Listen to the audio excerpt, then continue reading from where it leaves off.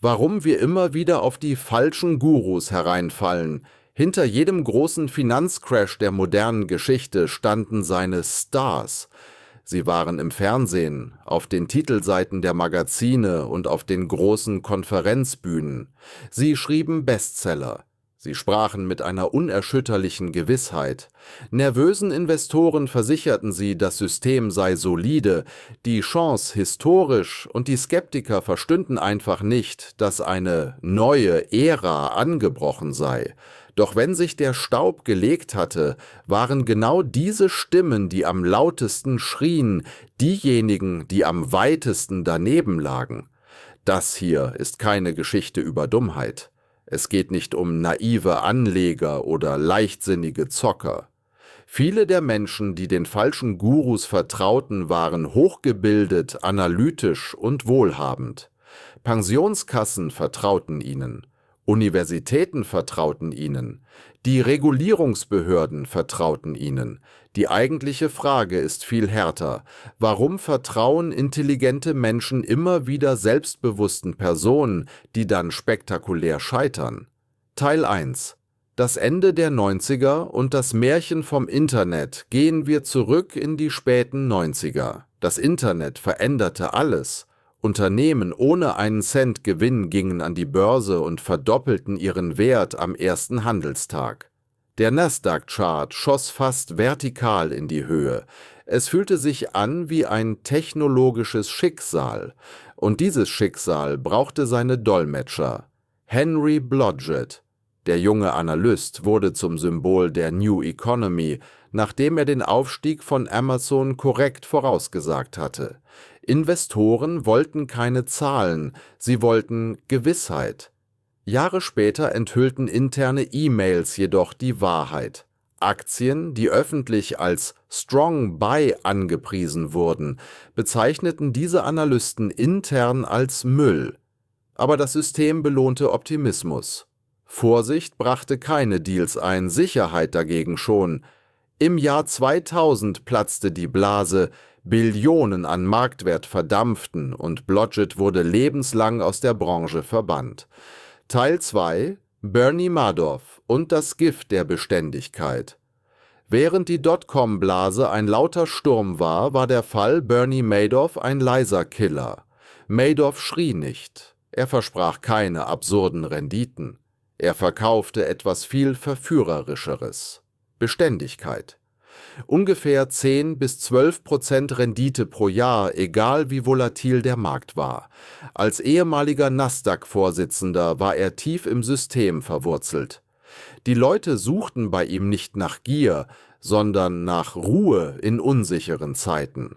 Als die Finanzkrise 2008 sein 65 Milliarden Dollar Ponzi-Schema entlarvte, war der Schock nicht nur finanziell, sondern psychologisch.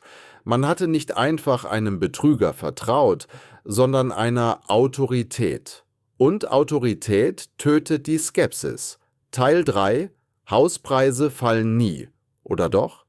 Mitte der 2000er hieß es überall: Häuser sind eine sichere Bank, die Preise fallen niemals landesweit. Ökonomen, Politiker, alle glaubten daran. Es klang intuitiv: Häuser sind greifbar, jeder braucht ein Dach über dem Kopf. Doch hinter dieser Gewissheit steckte ein Geflecht aus falschen Anreizen. Kreditvermittler wurden nach Volumen bezahlt, nicht nach der Qualität der Kredite. Ratingagenturen wurden von den Firmen bezahlt, deren Produkte sie bewerteten. Risiko war unbequem, also wurde es ignoriert. Als der Absturz 2006 begann, folgten Millionen von Zwangsversteigerungen und die schwerste globale Rezession seit den 1930er Jahren. Teil 4: Heute, Krypto und die Genie Kids, springen wir ins Jahr 2021. Social Media, YouTube, Influencer. Diesmal war der Held Sam Bankman-Fried. Mit seinen zerzausten Haaren, seinen Shorts und seiner Botschaft vom effektiven Altruismus verzauberte er alle. Riesige Konzerne investierten Milliarden. Doch als 2022 alles zusammenbrach, zeigte sich, Es gab weder Genie noch neue Technologie, sondern nur veruntreute Kundengelder und grenzenlose Gier. Warum lernen wir nicht daraus? Dieser Zyklus ist kein Zufall, Tim. Es ist ein Systemdesign. Der Gewissheitsmagnet. Die Finanzwelt ist eigentlich ein Meer aus Wahrscheinlichkeiten. Aber Wahrscheinlichkeit klingt zögerlich. Niemand hört jemandem zu, der sagt, der Markt könnte sich so entwickeln. Alle folgen dem, der schreit, das ist die Chance deines Lebens. Der Autoritätsfehler. Wenn jemand einen glänzenden Lebenslauf hat und in wichtigen Sesseln saß, hören wir auf zu hinterfragen. Wir denken, die anderen werden es schon wissen. Falsche Anreize. Die meisten Gurus werden nicht dafür bezahlt, Recht zu haben, sondern dafür, Aufmerksamkeit zu erregen. Sie kassieren heute, während du die Rechnung erst Jahre später bezahlst. Die Liebe zur Story. Die Welt ist kompliziert. Wenn jemand eine einfache Geschichte erzählt, das Internet ändert alles oder Immobilien steigen immer, entlastet das unser Gehirn. Eine fehlerhafte Story ist uns lieber als gar keine Story. Fazit: Finanzielle Bildung bedeutet nicht, den richtigen Guru zu finden. Es bedeutet, das System so gut zu verstehen, dass man keinen Guru mehr braucht. Märkte werden immer neue Propheten hervorbringen. Manche werden Glück haben, manche werden eine Zeit lang richtig liegen. Aber keiner kann die Ungewissheit auslöschen. Denk daran, Prognosen sind zerbrechlich.